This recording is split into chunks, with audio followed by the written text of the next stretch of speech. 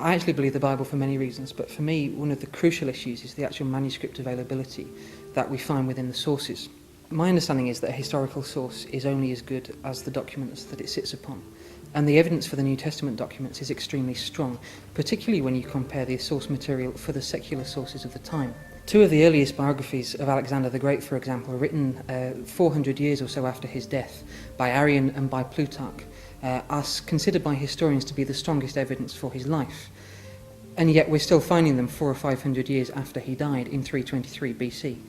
And yet for me the remarkable thing is that historians are still prepared to treat this as a key source document. And the same is true for some of the lateness of the manuscripts. If you take, for example, the Annals of Tacitus, written maybe 100 or 110 AD, the earliest available manuscript for him is not found until 850 AD. It's the same for the letters of Pliny, it's the same for the Lives of Suetonius.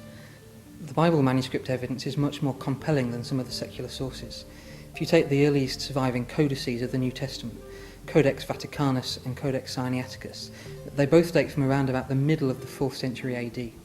Now that immediately closes the window on the sources to a much shorter period than, for example, the Annals of Tacitus or the works of Pliny. And we can even push it further than that. If you take the earliest surviving manuscript fragment, which is one of the Rylands papyri held in the John Rylands Library in Manchester, we actually find that there's an early fragment of the Gospel of John. It contains just a few verses from John chapter 18. And it was found in Egypt, and historians have dated it to around about 125 or 130 AD. Now even the most liberal scholars will tell you that John, the Gospel writer, John the Apostle, died in the AD 90s, or perhaps as late as AD 100.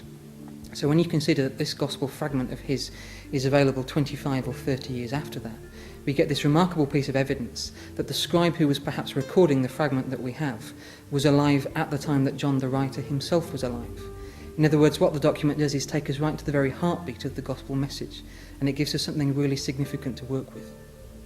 Now you can add to this the number of manuscript copies which are still available. There are 8 copies, for example, for Herodotus, one of the so-called fathers of history. There's 7 copies of some of Aristotle's work. There's 20 copies left of Tacitus.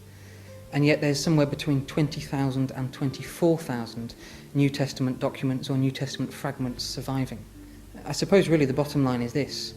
The biographer of Jesus, who takes a look at the Gospel records as recorded in the New Testament, is on much safer ground and much surer ground than the biographer of, for example, Julius Caesar, or Alexander the Great, or Pliny the Younger.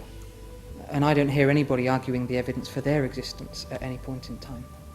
For me, the New Testament manuscript evidence is compelling enough, but if you add to that the most remarkable archaeological discovery of the 20th century, it seems that both the Old Testament and the New Testament documents stand up to scrutiny. Back in 1947, an Arab goat herder near Qumran, around the area of the Dead Sea, threw a stone into a cave, and he heard a strange noise. So he went to investigate and found in the cave and in caves nearby a variety of clay jars, and in the jars were leather documents. And what he didn't realise at the time, but what archaeologists and historians have later discovered, is that he had found what's become known as the Dead Sea Scrolls, the most incredible manuscript discovery of the 20th century. The Dead Sea Scrolls have been dated to around about 100 BC.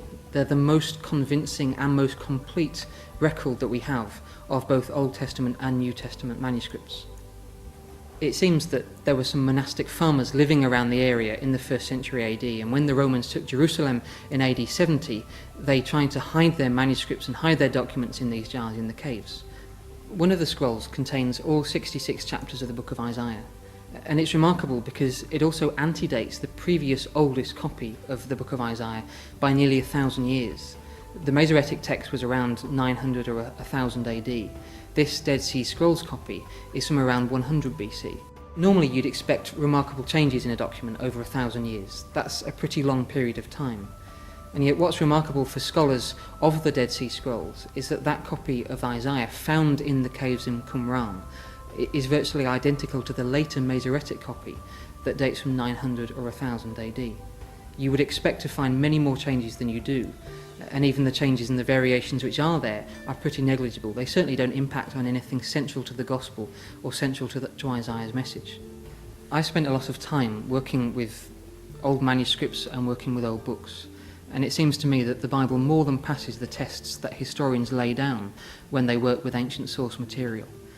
And I find that that means that when I come to the Bible, or when anyone else comes to the Bible, they can treat it not merely as a book of old documents, a book of old manuscripts, but as something living and powerful, containing a message for us today.